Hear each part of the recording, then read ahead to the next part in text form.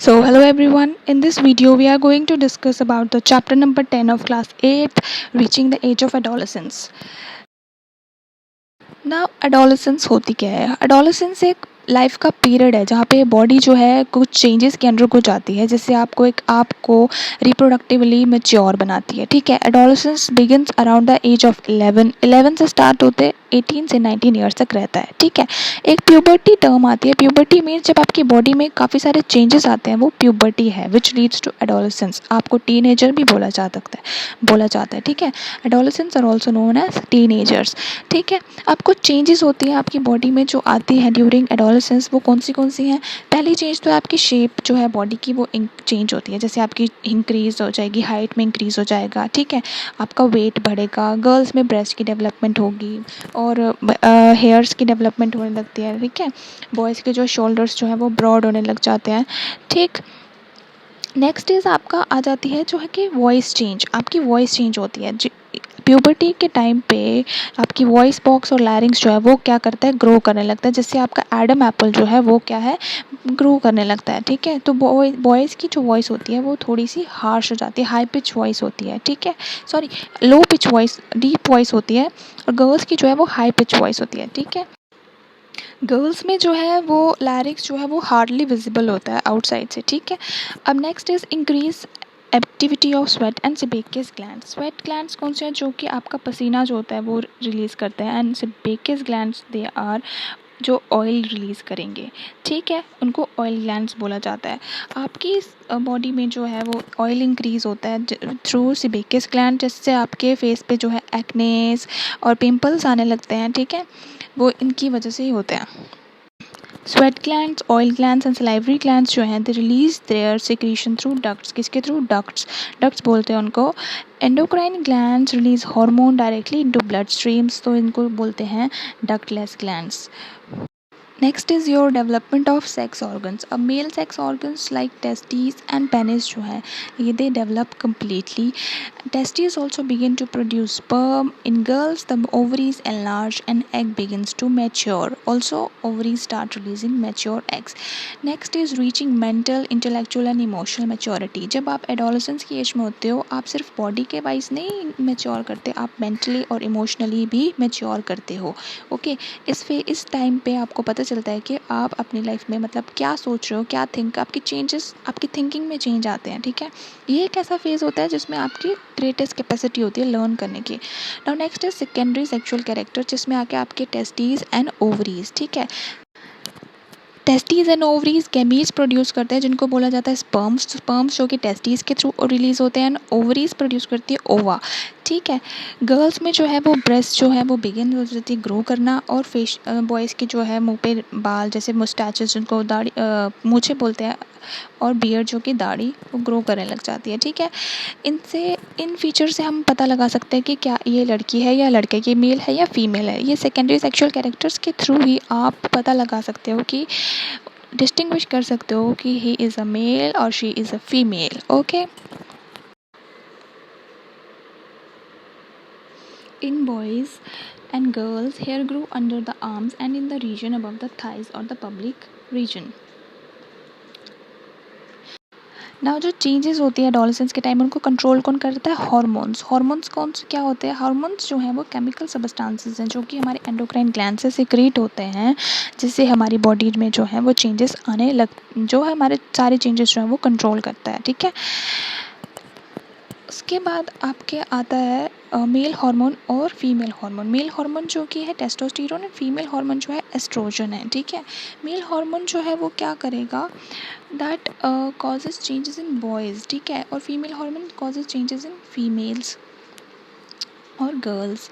जब आप प्यूबर्टी के टाइम फेज़ में होते हैं तो आपकी टेस्टीज जो हैं वो रिलीज़ होने लगती हैं। ओके, कुछ आपकी बॉडीज़ में गर्ल्स में जो है ओवा रिलीज़ होता है। ठीक है, एंड गर्ल्स में कुछ और चेंजेस आते हैं, जैसे कि आपकी मिल्क सिक्रीटिंग ग्लैंड्स, जिनको मेमरी ग्लैंड्स बोलते हैं, वो भी डेवलप होते हैं। बॉयज़ में वो उनकी वॉइस बॉक्स इंक्रीज़ होता है। ठीक है, उनकी वॉइस चेंज होती है, बॉडी पे हेयर्स आने लग जाते हैं, एंड एस्ट्रोजन जो है वो इंक्रीज़ होता है, डेवलप होता है इन फीमेल्स में। एडम एप्पल जो है वो अपीयर्स होने लगता है इन मेल्स। फीमेल्स में एस्ट्रोजन जो कि फ़ीमेल हार्मोन है वो क्या ब्रेस्ट जो है डेवलप करेगा, और साथ में आपके मेमोरी ग्लैंड्स, इनको ही मेमोरी ग्लैंड्स में मिल्क सिक्रीशन जो है वो स्टार्ट करेगा। ठीक है, अब इन दोनों को कंट्रोल करने वाला जो है वो पिट्यूटरी ग्लैंड है। ठीक है, the production of these hormone is under the control of another hormone secreted from an endocrine gland called pituitary gland. Pituitary gland ही इन दोनों हार्मोन्स को, male and female hormone sex hormones को control करता है। Now, next is reproductive phases of life in humans. Adolescents became capable of reproduction when their testes and ovaries begins to produce gametes. ठीक है, अब क्या है कि जो फीमेल्स में है वो 10 to 12 ईयर्स की एज में उनकी प्यूबर्टी स्टार्ट हो जाती है और लास्ट होती है 45 to 50 ईयर्स की एज में। हर मंथ 28 to 30 डेज़ के बीच में उनका ओवा मैच्योर होता है और वो रिलीज़ होता है, जिस प्रोसेस को बोलते हैं मेंस्ट्रुएशन। मेंस्ट्रुएशन जब स्टार्ट होती है आपकी लाइफ में, दैट वो इज़ कॉल्ड एज मेनार्क। ठीक है, फर्स्ट मेंस्ट्रुअल फ्लो को मेनार्क बोलते हैं। जब वो स्टॉप होती है दैट 45 to 50 ईयर्स के ऑफ एज में, उसको मेनोपॉज बोलते हैं। ठीक है, तो दोनों टर्म्स लर्न करने वाले हैं। अब now let's talk about how the sex of the baby is determined. अब एक मेल है और एक फ़ीमेल है। मेल के जो क्रोमोसोम्स होंगे वो होंगे XY और फीमेल के क्रोमोसोम होंगे XX। अब हम इसमें से डिटरमाइन करेंगे कि क्या ये एक लड़का होगा या लड़की होगी। अब मान लो कि हमारे पास एक क्रोमोसोम X जो है वो मेल का है और एक क्रोमोसोम जो है वो फीमेल का आया। ठीक है, फीमेल्स का तो स्पर्म्स थे और फीमेल के ओवा थे, एक दोनों XX बन गए, तो ये क्या होगा, ये गर्ल होगी, क्योंकि XX क्रोमोसोम्स क्या डिटरमाइन करते हैं, गर्ल। अगर मान लो कि एक क्रोमोसोम X जो है वो फीमेल का है और एक Y क्रोमोसोम जो मेल का है, तो वो क्या फॉर्म करेगा, तो बेबी जो होगा प्रोड्यूस वो होगा बॉय, बिकॉज मेल के क्रोमोसोम्स होते हैं XY। तो ये टोटली डिपेंड करता है मेल पे। फीमेल्स जो है दे आर नॉट रिस्पॉन्सिबल कि बच्चा लड़का होगा या लड़की होगी। ऑल जो कोई भी रिस्पॉन्सिबल है इसके लिए वो है males. Okay, so this was about how to determine the sex of the baby.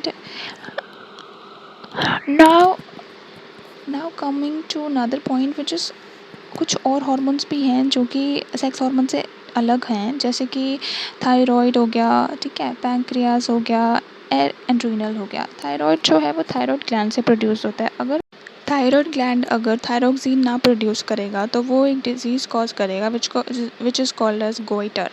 Okay, अगर पैंक्रियाज जो है वो अगर अपना इंसुलिन प्रोड्यूस ना ही करेगा, तो उससे इंसुलिन प्रोड्यूस होती है, वो इंसुलिन नहीं प्रोड्यूस करेगा सफिशिएंट क्वांटिटीज़ में, तो वो एक डिजीज़ कॉज करेगा which is known as diabetes.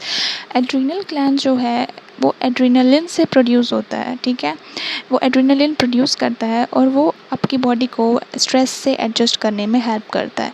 Okay, अब आपको बैलेंस डाइट के बारे में पता होना चाहिए कि बैलेंस डाइट क्या है। बैलेंस डाइट इज़ कि आपको आपकी बॉडी के लिए कितनी रिक्वायर्ड है खाना, क्या चीज़ें आपको खानी चाहिए, क्या नहीं खानी चाहिए।